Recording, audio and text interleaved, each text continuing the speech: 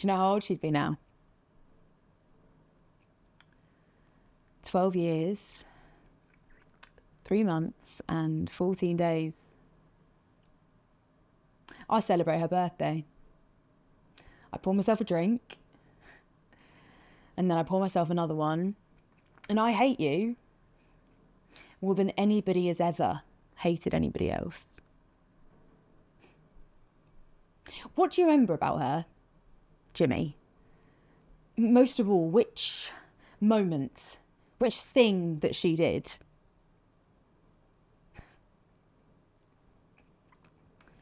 I remember everything, Jimmy. Every moment, every breath, every utterance, every touch, everything. I remember it physically, as though I could feel her, that the memories are tangible. Does that make any sense to you? But do you know what I remember most of all? Out of everything. I remember that I never said goodbye to her. I just buttoned up her coat and kissed her on the head and told her that dinner would be ready before too long so that she shouldn't go too far. That's what I remember most, Jimmy. I won't ever forget that.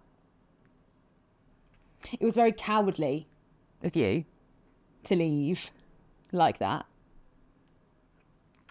I had to deal with everything, Jimmy, on my own. I had to deal with packing her clothes away. I had to throw some of her stuff out. I wanted to keep it all, but some of it was just ridiculous. I wanted to keep her library cards, letters from school, but I had to face up to the fact that they couldn't happen on my own. I got all of her things that I couldn't keep or sell into a box, and I took them to the skip and I threw them out. And you weren't there. You weren't there, Jimmy, and I find it hard to forgive you for that. And I had to deal with the letters from her school friends and their visits and cards and gifts, and I had to thank them and not break down or, I don't know, scream at them. Why couldn't it have been you?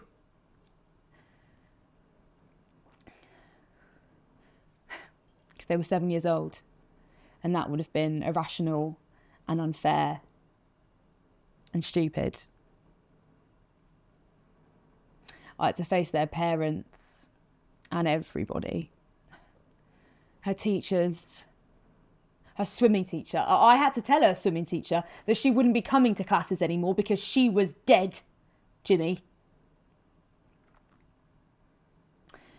She was dead, and I had to do it all on my own.